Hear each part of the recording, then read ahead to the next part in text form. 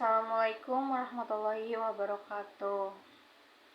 Perkenalkan, nama saya Alfiah Cornelius, Prodi Hukum Keluarga Islam, semester 1, dengan mata kuliah Ilmu Kalam. Dosen pembimbing Ayah Aduddin Alijaya, Perguruan Tinggi STI Miftahul Huda Rancasari, Subang.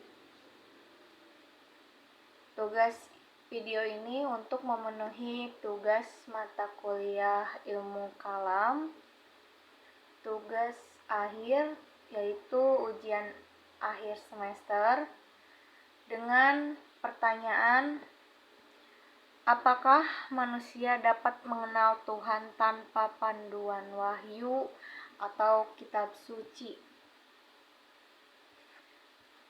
Saya akan jawab, mengenal Tuhan, mengenal Allah Subhanahu wa Ta'ala.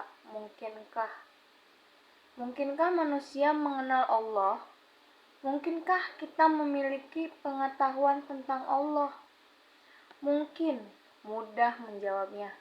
Kita memiliki pengetahuan tentang Allah dari orang lain, pendeta, kiai, ustadz, orang tua kita, atau guru spiritual. Kita juga memiliki pengetahuan tentang Tuhan dari sumber lain, seperti buku, terutama kitab suci yang dapat dibeli di toko buku. Nah, selain itu masih ada hati nurani sebagai tempat sense of jiti.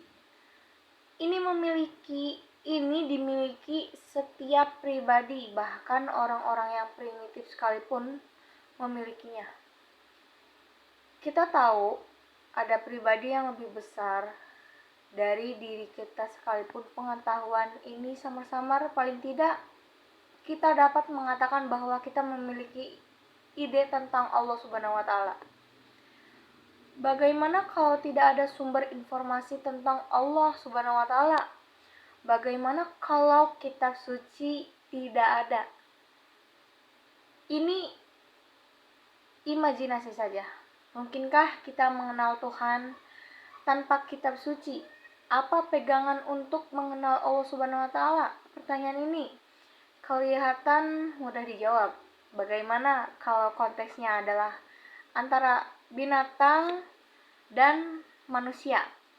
Mungkinkah semut dapat mengenal manusia? Mungkinkah sapi dapat mengetahui siapa manusia? Nah, binatang tidak mungkin mengenal manusia.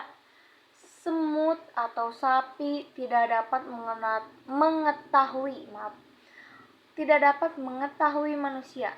Eksistensi yang lebih rendah tidak mungkin mengenal eksistensi yang lebih tinggi. Binatang mempunyai insting. Kalau ia lapar, ia akan mencari makanan. Binatang juga memiliki insting untuk seks. Namun demikian, apakah ia memiliki tujuan hidup? Tentu tidak. Nah, apakah ia dapat menikmati hubungan seks? Nah, tidak. Apakah binatang dapat berpikir seperti manusia? Tidak. Binatang tidak mungkin mengenal manusia. Kalaupun misalnya ada kemungkinan yang sangat kecil bagi semut untuk mengenal manusia, manusia harus berbicara lebih dulu kepada semut dan memberitahu kepada semut siapa manusia. Manusia harus berbicara dalam bahasa semut. Jika komunikasi antara manusia dan semut tidak ada, tidak mungkin semut mengenal manusia. Nah, demikian juga antara Allah dan manusia. Agar manusia dapat mengenal Allah, ia harus berkomunikasi dengan manusia. Allah memperkenalkan dirinya kepada manusia. Ia memberitahu manusia siapa dirinya. Bila Allah tidak memperkenalkan dirinya kepada manusia, tidak mungkin manusia mempunyai pengetahuan tentang Allah.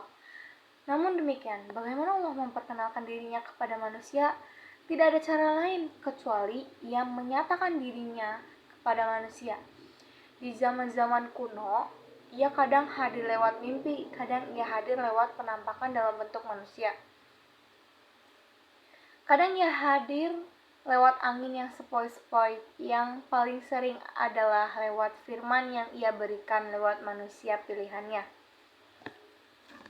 Ia mengambil inisiatif agar manusia dapat mengenal Tuhan, bukan manusia, tetapi Allah mengambil inisiatif agar manusia dapat mengenal Allah Subhanahu wa taala. Lewat pernyataan ini, manusia mungkin mengenal Tuhan. Mengetahui tujuan hidup manusia dapat membedakan mana yang kebenaran, mana yang bukan. Dapat percaya bahwa ada akhir zaman, dapat mengetahui pengharapan manusia dan mengetahui arah budaya.